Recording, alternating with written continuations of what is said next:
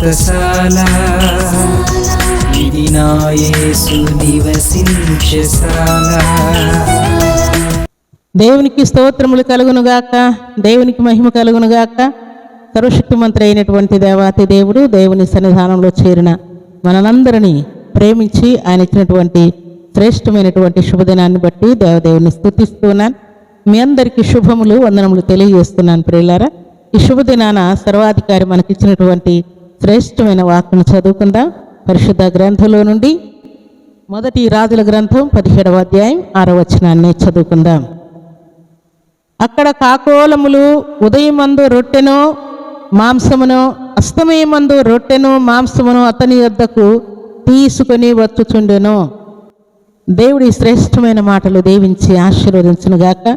సర్వశక్తిమంతుడు అయినటువంటి దేవాతి దేవుడు భక్తుడైనటువంటి ఏలియాకు ఆహారం పెడుతూ ఉన్నాడు. దేవుడు, ఫలానా వాగు దగ్గర నువ్వు ఉండు, అక్కడికి నేను కాకుల చేత రొట్టెను మాంసమును పంపిస్తానని దేవుడు సెలవిస్తూ ఉన్నాడు. దేవుడు ఆజ్ఞాపించినందుకు కాకులు మనుషుల దగ్గర లాక్కొని వెళ్ళేటివి. ప్రియులారా, పిల్లల దగ్గర ఉంటే లాక్కొని వెళ్ళేటివి. ఇంట్లో మనకు బయట ఏదైనా పెడితే ఏది కనబడితే అది తీసుకుని వెళ్ళేవి కాకులు. అయితే ఏవైతే పెట్టని ఉన్నాయో, ఏవైతే అనగా ఇతరులకు సహాయం చేయనటువంటి కాకులు, అలాంటి కాకులు, గుంజుకునేటువంటి కాకుల నోట నుండి దేవుడు రొట్టెను మాంసమును దైవజనుడైనటువంటి ఏలియాకు పంపిస్తూ ఉన్నాడు. ప్రియులారా, ఎంత విచిత్రమో చూడండి.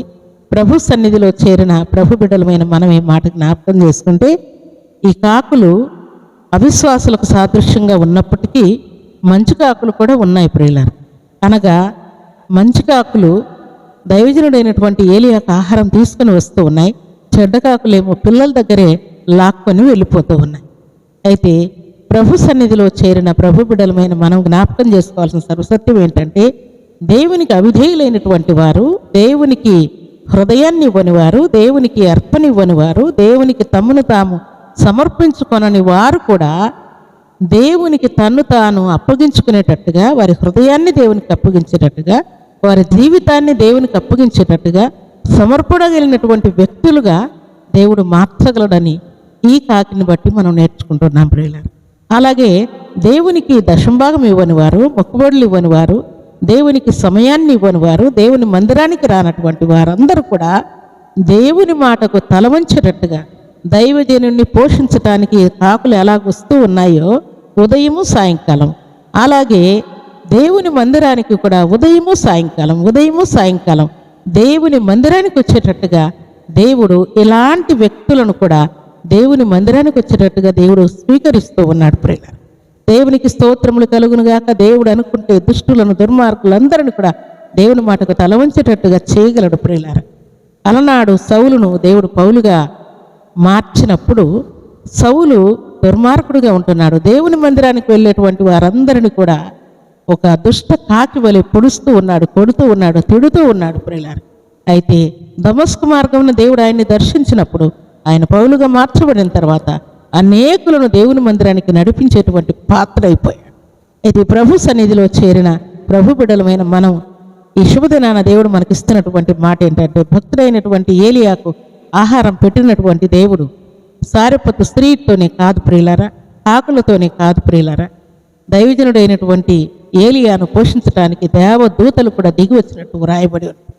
ఆయన దుఃఖంతో వేదనతో ఆ బద్రి వృక్షం కింద పడి ఉన్నప్పుడు దేవుడు తన దూతను పంపి నువ్వు లేచి ఆహారం పుచ్చుకోమని దేవుడు మాట్లాడినట్టు వ్రాయబడి ఉంది. ప్రియులారా, సమస్త జీవరాశులకు ఆహారం ఇచ్చేటువంటి దేవుడు దైవజనుడైనటువంటి ఏలియా ఆకలితో పడి ఉంటే దేవుడు ఊరుకుంటాడా? ప్రియులారా, దైవజనుడైనటువంటి ఏలియానే కాదు ప్రియులారా, మనం కూడా ఆకలితో ఉంటే, అవసరతలో ఉంటే, అక్కరలో ఉంటే, అనారోగ్యంలో ఉంటే, కష్టంలో ఉంటే, దిక్కులేని వారంగా ఉంటే, నాకు సహాయం చేసేవారు ఎవ్వరూ లేరు అనుకుంటా ఉంటే, నేనున్నానని అభయమిచ్చేటువంటి దేవుడే మన దేవుడు. ప్రియులారా, ప్రభు సన్నిధిలో చేరిన ప్రభు బిడ్డలమైన మన కొరతలు కూడా తీర్చడానికి దేవుడు కాకులను పంపిస్తూ ఉన్నాడు. ఇంకెవ్వరు లేరు. ఏలియా ఎక్కడో చనిపోయి ఉంటాడు, ఆహారం పెట్టేవారు లేరు, అరణ్యాలు తిరుగుతూ ఉన్నాడు. ఆయన్ని ఎవరు కనబడితే వారు చంపేసేటట్టుగా యెజబెల్ రాణి ఆజ్ఞాపించింది. కాబట్టి ఆయన ఇంకా కనపడ్డు, ఎక్కడో చనిపోయి ఉంటాడని లోకులందరూ అనుకుంటూ ఉండగా దేవుడు ఏలియా కొరకు సిద్ధపరిచినటువంటి కాకుల చేత ఆహారాన్ని పెట్టి పోషించాడు ప్రియులారా. ప్రభు సన్నిధిలో చేరిన మన జీవితాల్లో కూడా మరణించే పరిస్థితులు కూడా రావచ్చు ప్రియులారా. అయితే వాటన్నిటిలో నుండి ఏలియా కొరకు సిద్ధపరిచినటువంటి కాకులను మన కోసం కూడా దేవుడు సిద్ధపరిచాడు. మన కోసం కూడా వ్యక్తులను సిద్ధపరిచాడు. మన కోసం దేవుడు సమస్త ఈవులను దాచి ఉంచాడు. వాటన్నిటినీ సమకూర్చి మన కొరతలు తీర్చి నేనున్నానని, నీకు దిక్కుగా తోడుగా కొండగా కోటగా నేనున్నానని అభయమిస్తూ దేవుడు మన కొరతలు తీర్చబోతూ ఉన్నాడు. మన అవసరతలన్నీ తీర్చబోతున్నాడు. మన అక్కరలన్నీ తీర్చబోతున్నాడు. దరిద్రత కొట్టివేస్తున్నాడు. దేవుడు తోడైనటువంటి వారు ఇలాగ ఉంటారని రుజువయ్యేటట్టుగా ఏలియాను పోషించిన దేవుడు నిన్ను, నీ కుటుంబాన్ని కూడా దేవుడు పోషించబోతున్నాడు, దీవించబోతున్నాడు, ఆశీర్వాదాలు కుమ్మరించబోతున్నాడు. దేవునికి స్తోత్రములు కలుగును గాక. దేవుని సన్నిధానంలో చేరిన మనందరి జీవితాల్లో ఏలియాను పోషించి కాపాడి సంరక్షించిన దేవుడు మనలందరిని కూడా దేవుడు పోషించి సంరక్షిస్తానని ఆజ్ఞాపిస్తున్నాడు. అలాంటి కృపా భాగ్యం సర్వాధికారి సమృద్ధిగా మనందరికి అనుగ్రహించి ఆశీర్వదించునుగాక. ఆమేన్. ప్రార్థన చేసుకుందాం. భూమి ఆకాశములను కలుగచేసిన మా తండ్రి, కృతజ్ఞతలయ్యా. భక్తుడైన తండ్రి, దైవజనుడైన ఏలియాను తండ్రి మీరు పోషించి కాపాడి నేనున్నానని అభయమిచ్చిన దేవుడు, కాకుల చేత ఆహారాన్ని పెట్టిన దేవుడు దేవా, మీకు స్తోత్రాలు తండ్రి. కరువు కాలంలో సారిపత్తు స్త్రీ ద్వారా పోషించిన దేవుడు దేవా, ప్రాణాపాయ స్థితిలో ఇంకా నేను చనిపోతాను, నా ప్రాణం తీసుకోమని వేడుకున్నప్పుడు దేవదూతల చేత ఆహారం పెట్టిన దేవుడు దేవా, మీకు స్తోత్రాలు.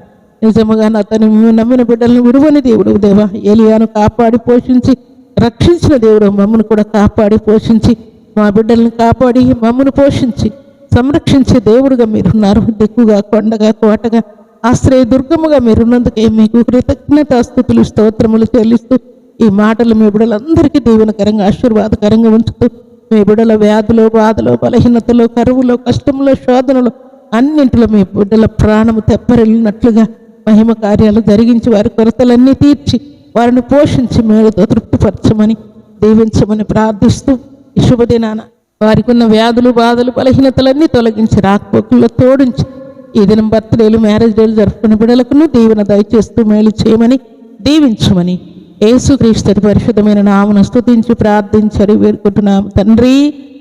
ఆమేన్.